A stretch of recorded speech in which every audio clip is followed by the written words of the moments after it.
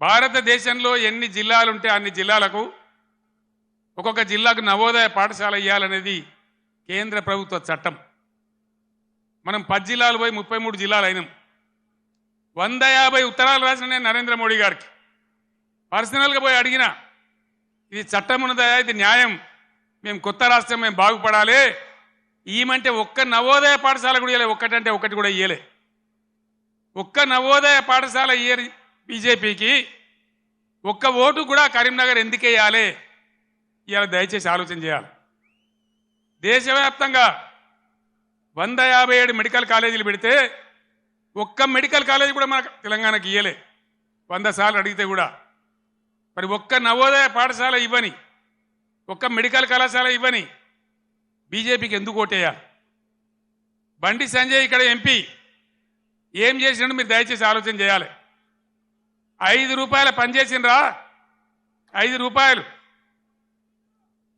ఏమన్నా 10 రూపాయల పని జరిగిందా? ఇంతకుముందు వినోద్ గారు చెప్పిన, నేను మళ్ళీ చెప్పదలుచుకోలే. ఆయన ఉన్నప్పుడు కరీంనగర్ స్మార్ట్ సిటీ కానీ, జాతీయ రహదారులు కానీ, రైలు మార్గం కానీ, ఇంకా అనేక ఇన్స్టిట్యూట్స్ గురించి కానీ కేంద్రంతో పోరాటం చేసిండు. చాలా ఎక్కువసార్లు పార్లమెంట్లో మాట్లాడిండు. అసలు బండి సంజయ్కు వినోద్ కుమార్కు పోలిక ఉన్నదా? దయచేసి మీరు ఓటు పోసే ముందు ఆలోచించాలని కోరుతా ఉన్నా. ఎటువంటి వాడు మన ఎంపీగా ఉంటే మనకు లాభం అవుతుంది? నిజాయితీగా ఉండి నా ఎంబడి నిజాయితీగా ఆశాంతం ఉద్యమ పొడుగున ఏనాడు కూడా మడమ తిప్పకుండా పనిచేసిన నాయకుడు వినోద్ కుమార్. నిజాయితీకి మారుపేరుగా ఉన్న వ్యక్తి వినోద్ కుమార్. ఏ జిల్లా ప్రజలైతే తన ఎంపీ గెలిపించిండ్రో వాళ్ళ కోసం అన్ని రకాలుగా ముఖ్యమంత్రిగా నాతోని కానీ కేంద్రంతో కానీ కొట్లాడి ఈ ప్రాంతానికి పనులు కానీ, డబ్బులు కానీ, నిధులు కానీ రాబట్టడానికి అన్ని విధాలా పనిచేసిన వ్యక్తి వినోద్ కుమార్. దయచేసి ఆలోచన చేయాలి. కేసీఆర్ ఉన్నాడు, ఒక ఎకరం పొలం ఎండిందా? మరి ఇవాళ ఏం బీమారి వచ్చింది? ఈ బీమారి ఇట్లనే ఉండానా? మళ్ళా తెలంగాణ ఆత్మహత్యలు రావన్నా? మేము ఏం చేసినా ఒక పథకం ప్రకారం చేసినాం, ఒక సిస్టమ్ ప్రకారం చేసినాం. తెలంగాణలో వ్యవసాయ స్థిరీకరణ జరగాలని వ్యవసాయ పాలసీ పెట్టుకున్నాం. నాకు ఎవరు దరఖాస్తు చేయలే, దండం పెట్టలే, ఎవరు ధర్నా చేయలే. రైతు బంధు తెచ్చినాం. దేశంలో ఏ రైతు నాయకుడు తేలే. చరణ్ సింగ్, దేవిలాలు, మహారాష్ట్రలో వసంత్ దాదా పాటిల్, చాలామంది రైతు బిడ్డలు ముఖ్యమంత్రులు అయినారు. కానీ వాళ్ళు ఎవరు పెట్టలే. ఇండియాలోనే మొట్టమొదటిసారిగా రైతు బంధు అనే పథకం పేరు పెట్టి స్టార్ట్ చేసిందే కేసీఆర్ ప్రభుత్వం కాదా? మీరు ఆలోచించాలని నేను కోరుతా ఉన్నా.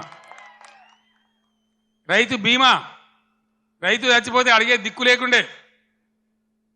రైతు గుంట భూమి ఉన్న రైతు చనిపోయినా 5 లక్షల రూపాయల బీమా తెచ్చిపెట్టినాం. ఇలా దాని గురించి వివరం లేదు. ఏ విధంగా పరిశ్రమలు వచ్చినాయి, ఏ విధంగా ఐటీ వచ్చింది, ఏ విధంగా రాష్ట్ర జిఎస్డిపి పెరిగింది, ఏ విధంగా రాష్ట్ర పర్ క్యాపిటా పెరిగింది.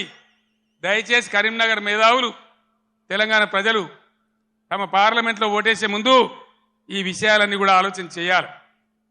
మీ అందరినీ కూడా నేను కోరేది ఒకటే.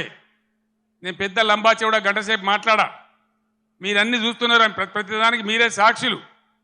కేసీఆర్ నాడు ఎట్లా పచ్చని పొలాలుండే, ఎట్లా 24 గంటల కరెంటు ఉండే, ఇలా ఇంత మాయలమే ఎట్లా మాయమైనాయి, ఎందుకు మాయమైనాయి?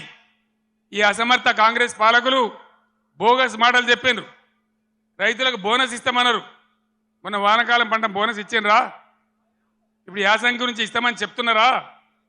అంటే బోనస్ బోగస్ అయిపోయింది. ఈ విధంగా అనేక విషయాలలో పదవికి ఇప్పుడే వచ్చినాం కదా, ఇప్పుడే అబద్ధం ఎట్లా ఆడితే ఎట్లా అనే ఇది కూడా లేకుండా అడ్డగోలుగా మాట్లాడుకుంటూ, నానా బూతులు మాట్లాడుకుంటూ, ఒకటే రకంగా కేసీఆర్ మీద ఏడ్చుకుంటూ వాళ్ళు పనిచేస్తూ ఉన్నారు. మీరు చూస్తూ ఉన్నారు.